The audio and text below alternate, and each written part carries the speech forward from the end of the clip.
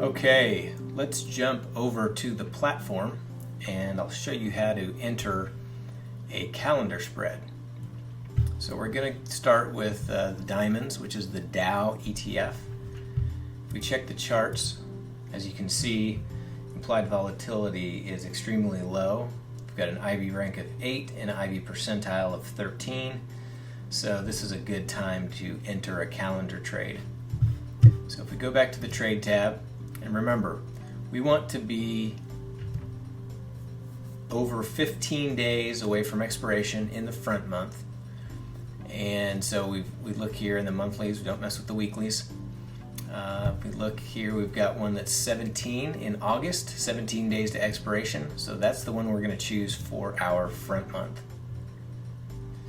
So if we scroll down the option chain to find the correct strike, what you'll notice here is that there are some half-point strikes. Now, not all expiration cycles have half-point strikes, so I like to stick to the round numbers. The other reason is the round numbers are typically more liquid. I mean, if you look at the 182 and you look over here at the open interest on that strike, over 2,800 contracts. And if you look at the 182 half, you've only got 96. So there's a lot less volume on those. So I like to stay in the most liquid strikes possible. So always kind of default to the round number. Now, the Dow is trading right now at 182.79. So you have a choice. You can go up to the 183 or you can go down to the 182. I typically like to default to the lower strike. The reason being is I'm putting this on the put side, and if the market does go down, volatility is typically going to expand, and that's going to benefit us when we put a calendar on. So I always just like to default to the lower strike if price is trading in between two that I'm looking at. So let's go ahead and analyze the trade. So we're just going to right click on the 182 put, hover over buy calendar. It's going to pull up our order queue. Now remember, it's going to default our far away expiration to the very next one. We want to stay in the monthlies, so our front month is going to be the August with 17 days, and the back month is going to be the September 16th with 45 days. So we need to come down here and change the top one to September 16th. And that's the correct expiration cycle. So if we right click, analyze, it's going to pull up our visual graph. And so what you'll see here is that if we're doing one contract, our max risk on this trade is $138. So if the Dow explodes to the upside, the most we can lose is $138. If it crashes to the downside, it's right there, about $135. So that's also the amount of capital that we have to put up to put this trade on. So you can trade calendars in very small accounts because you can get very small. Now, we're trading this, we're going to buy this for a debit of about $1.38 once we enter the trade. One note, or kind of a tip when you're trading calendars, is because we're buying this for a debit, we want to buy it as cheap as possible and sell it at a higher price. However, I always like to use as a rule of thumb when you're entering a calendar trade that you want to pay at least $1. Now I just said that you want to buy it as cheap as possible, but that's as long as it's at least $1. And the reason is you don't want your transaction cost to chew up a lot of your profit. And so sticking with that rule of thumb is a good way to enter a trade.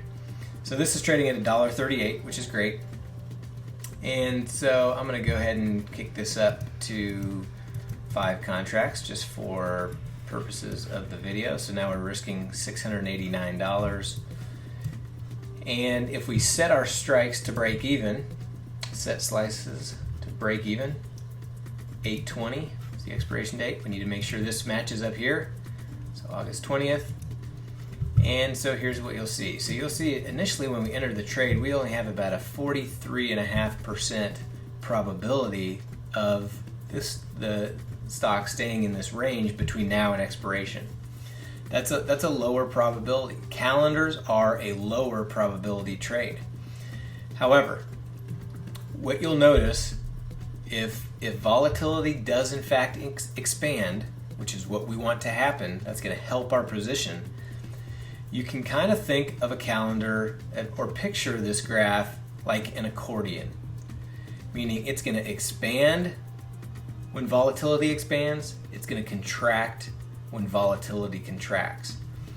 Now, what's not going to change is our defined risk. So again, the most we can lose on this trade is $690, but the range in which price can stay and still be profitable between now and expiration, that's going to contract and expand. So let me show you an example of what I mean. If we click on the wheel settings down here, it's going to populate some additional choices, and these are to allow you to use theoretical values to see what your position might do in different scenarios.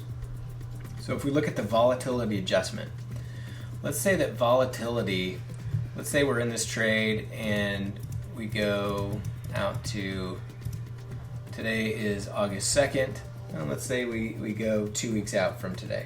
We go to the 16th. Well, look where our profit line is here. That's probably too far because we're in a short time frame. So let's back that down and let's just say next week. So we can see, obviously, since we've been in the trade for a week, our profit line has increased. We would be at a profit of about $88 if price was in the same spot. But watch what happens when I increase volatility. So what if it was a week from today and volatility increased by 2 percentage points? Hey, look what's happening to our profit line. It went from $88 of profit all the way up to $200. And look what happened to our break-evens. The slices is where we set them, but now the break-evens have expanded outside that range. So as volatility expands, not only is our profit line, not only is our profit going to increase, but our range from which price can move around between safely also expands. So like I said, you can picture this kind of as an accordion, where as volatility expands, our range is going to expand. As volatility contracts, our range is going to contract. And that's why we want to put these trades on in a low volatility environment, because we want volatility to expand, and that gives us a better chance of that happening. So let's go ahead and enter the trade. Simply right click, confirm and send.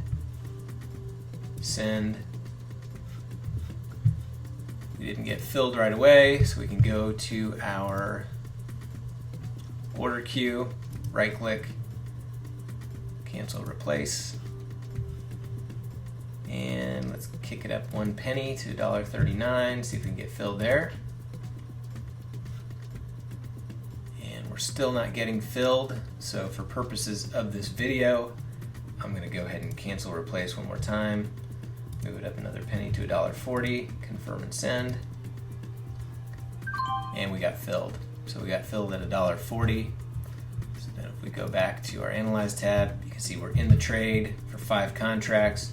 We're at the 182 strike. Front month is the August 19th. Back month is September 16th. So that's how you enter a calendar spread trade. I hope this video was helpful. If you'd like to learn more about how we trade to earn a consistent monthly income, come see us at NavigationTrading.com.